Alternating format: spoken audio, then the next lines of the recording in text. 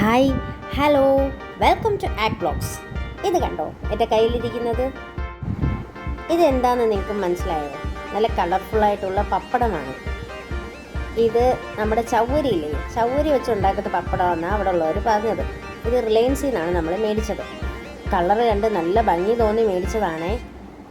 വെള്ള സെപ്പറേറ്റ് തിരിച്ചിട്ടിട്ടുണ്ട്, പിന്നെ കളർഫുള്ളായിട്ടുള്ളത് വേറെ പാത്രത്തിലായിട്ട്, അങ്ങനെ 2 പാത്രത്തിലാണ് ഇത് കണ്ടത്. നമ്മൾ ഇതിൽ നിന്നും കുറച്ച് പപ്പടം മേടിച്ചു. ഇത് 1 കിലോയ്ക്ക് 197 രൂപയാണ് വെള്ളപ്പപ്പടം. കളർഫുള്ളായ പപ്പടത്തിനോ 200 ഗ്രാമിന് 39 രൂപ എന്നിങ്ങനെയാണ് അവിടെ വില എഴുതിയിട്ടിരുന്നത്.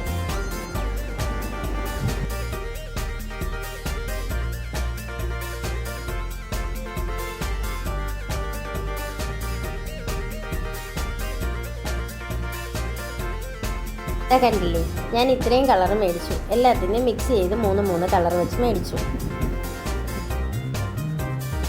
എൻ്റെ എക്സൈറ്റ്മെൻറ്റിൻ്റെ കൂടുതൽ കാരണം ഞാൻ വീട്ടിൽ വന്നുള്ളൂ. ഞാൻ ഒരു ചട്ടിയിൽ കുറച്ച് എണ്ണ ഒഴിച്ച് അത് ചൂടാക്കാനിട്ടു. ഇതുപോലെ പൊന്തി വന്നു.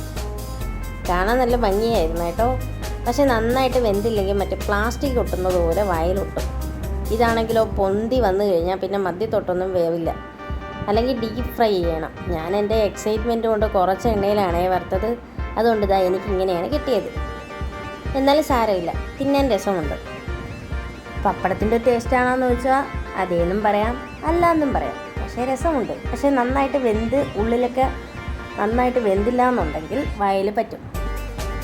എന്തായാലും ഒരു പുതിയ സാധനം കിട്ടിയപ്പോൾ ഒന്ന് എക്സ്പീരിയൻസ് ചെയ്ത് നോക്കിയതാണ്. ഫൈനലായിട്ട് ഇത്രയും വലുതായിട്ട് വരും കേട്ടോ. നല്ല രസമായിരുന്നു കഴിക്കാനൊക്കെ. പക്ഷേ അത് വെന്തില്ലെങ്കിൽ പ്ലാസ്റ്റിക് ഒട്ടുന്നത് പോലെയാണ്. ചൗരിയാണോ എന്ന് ചോദിച്ചാൽ എനിക്കറിയില്ല. നിങ്ങളൊന്ന് ട്രൈ ചെയ്ത് നോക്കുക.